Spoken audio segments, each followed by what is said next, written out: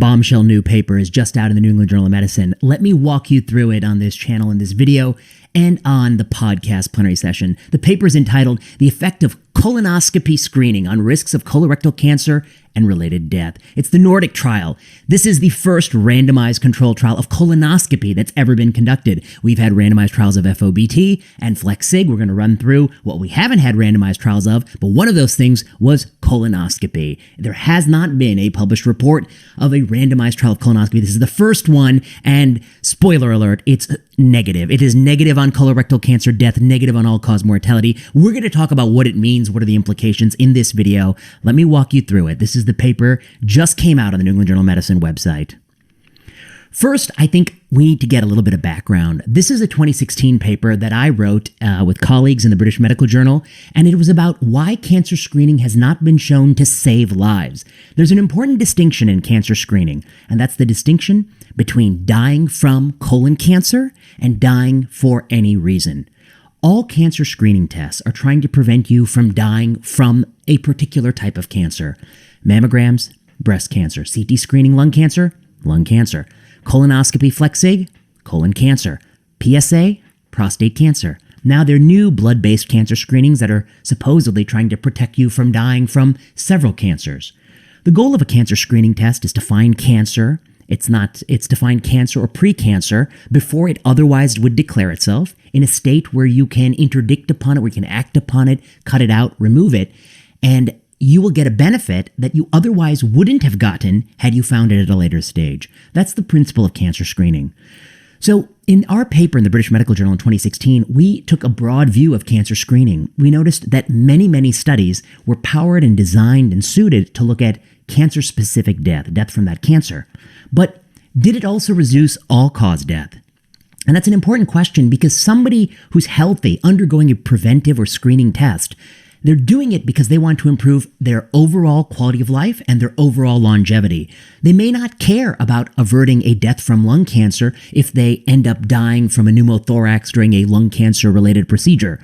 So you want to balance the harms of screening against the benefits of screening. And the ultimate arbiter of that balance is all-cause mortality. It's the ultimate tally.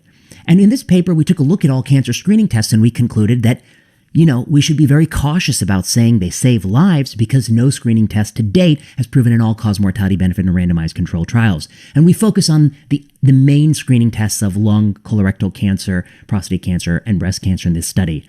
And I think it's an important paper. The BMJ had an infographic. The infographic had a couple of slides. One was the Minnesota FOBT study. This was a study that conclusively showed that fecal occult blood testing, that sort of collecting stool and looking for occult blood, which triggers a procedure to go find what led to that blood, that definitely lowers the risk of colorectal cancer death. That's shown in the top part of the figure. But in the extended follow-up of the study, there was no reduction in all-cause mortality.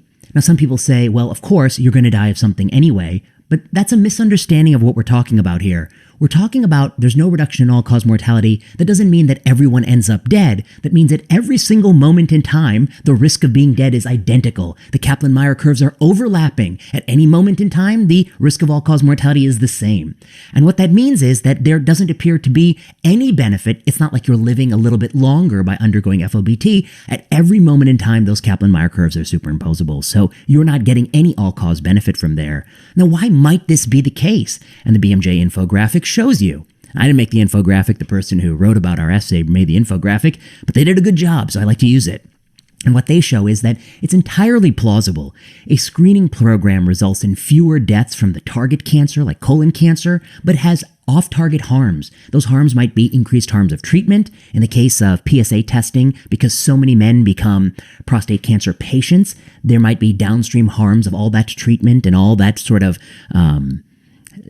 anxiety that comes from becoming a patient, and there are studies that link it to heart attacks and suicides going up after a prostate cancer diagnosis.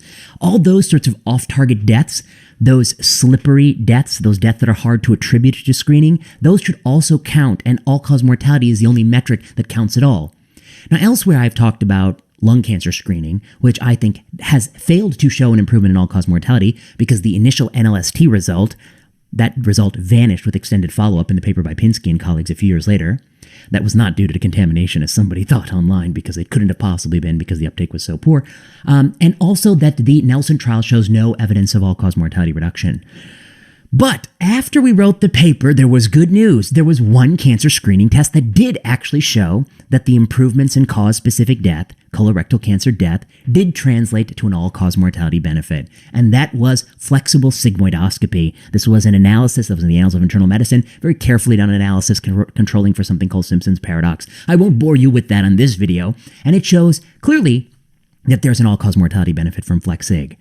I quite like that. I quite like this study. And so for me, this elevated flexible sigmoidoscopy as the preferred colorectal cancer screening test. Now, that's not the way the USPSTF thought about it. They've always said any screening is better than no screening. We've written that that might be a flawed understanding of science, but we should be clear that flexible sigmoidoscopy is the one test that has cleared the highest hurdle, cause-specific death reduction, translating an all-cause mortality benefit.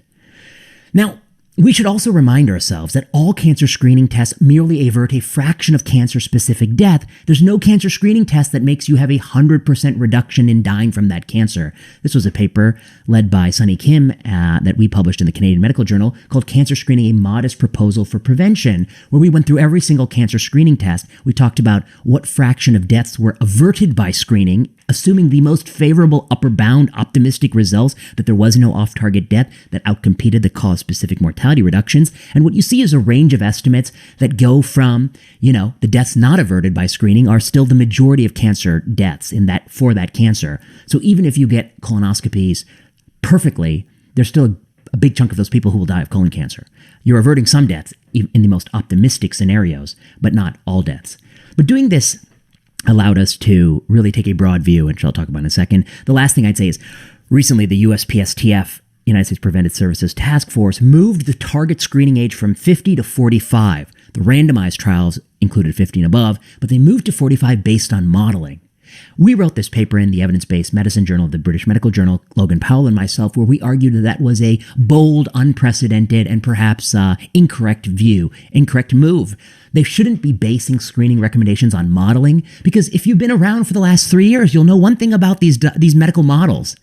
They tend to be inaccurate. They tend to really be inaccurate. And it was bad enough when you used an inaccurate model maybe to change a screening recommendation, but now we've used inaccurate models to change the fate of nations and lockdowns, etc. But models can be inaccurate. They're not a perfect science.